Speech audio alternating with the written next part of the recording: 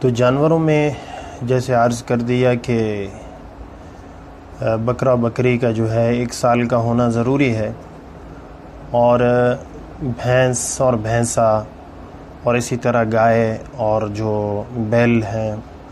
ان کا 2 سال کا ہونا ضروری ہے، اور اونٹ اور اونٹنی جو ہے ان کی عمر 5 سال کی ہونی چاہیے۔ تو 5 سال کی، 2 سال کی اور 1 سال کی یہ عمر یہ معتبر ہے۔ اگر بکرا بکری میں کوئی جسامت کے لحاظ سے بڑے نظر آ رہے ہیں، 1 سال کے نظر آ رہے ہیں، لیکن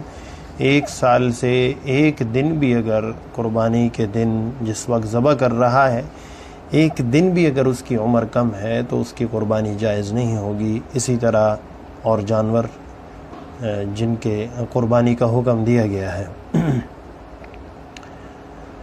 تو آج کل دان دیکھے جاتے ہیں، بکرا بکری کے دان دیکھ لیے، اور اسی طرح 2 سال کا جو گائے ہے یا بیل ہے اس کے دان دیکھے جاتے ہیں۔ تو یہ دانتوں کا حکم جو ہے یہ یقینی نہیں ہے کہ جس جانور کے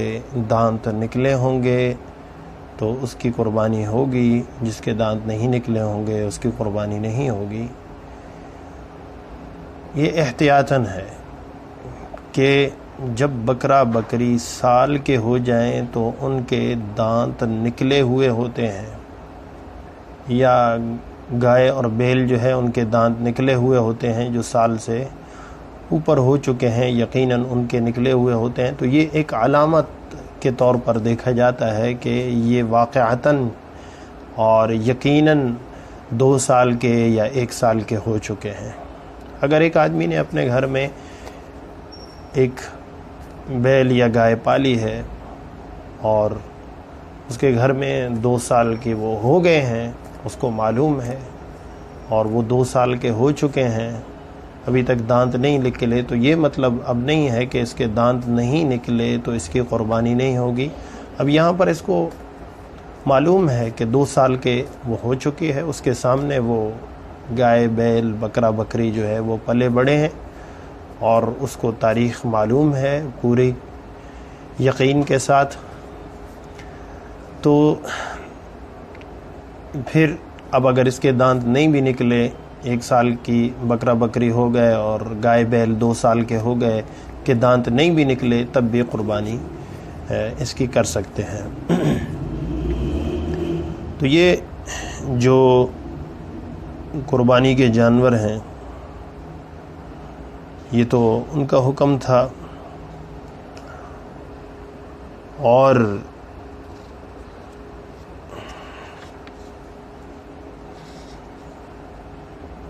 ایک شخص ایسا ہے کہ وہ صاحب نصاب تھا، اور اس نے جو ہے بکرا بکری قربانی کی نیت سے خرید لیا، لیکن ایسا ہو گیا کہ وہ بعد میں غریب ہو گیا، اس کو پیسوں کی ضرورت پڑ گئی، اور اس نے وہ جو بکرا بکری تھی اس کو بیچ دیا اور پیسے جو ہے وہ خرچ کر لیے۔ اب اس کو بیچ کر پیسے خرچ کر لیے تو یہ اس کے لیے جو ہے جائز ہے۔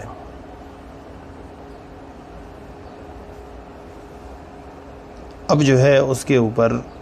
وہ صاحب نصاب نہیں رہا، اور قربانی کے دن تک اگر دوبارہ وہ صاحب نصاب نہیں بنتا تو اس کے اوپر قربانی واجب نہیں رہی، وہ اس کو فروخت کر کے جو ہے اس کی قیمت خرچ کر سکتا ہے۔ اور اسی طرح جو ہے ایک آدمی نے قربانی کا جانور بھی خرید لیا، صاحب نصاب بھی تھا، اب یہ ہوا کہ جو قربانی کا جانور خریدا تھا وہ عید کے 3 دن بھی گزر گئے، 10 ذی الحجہ بھی گزر گیا، 11 بھی گزر گیا، 12 کی شام بھی ہو گئی، سورج غروب ہو گیا، تو اب اس کو چاہیے کہ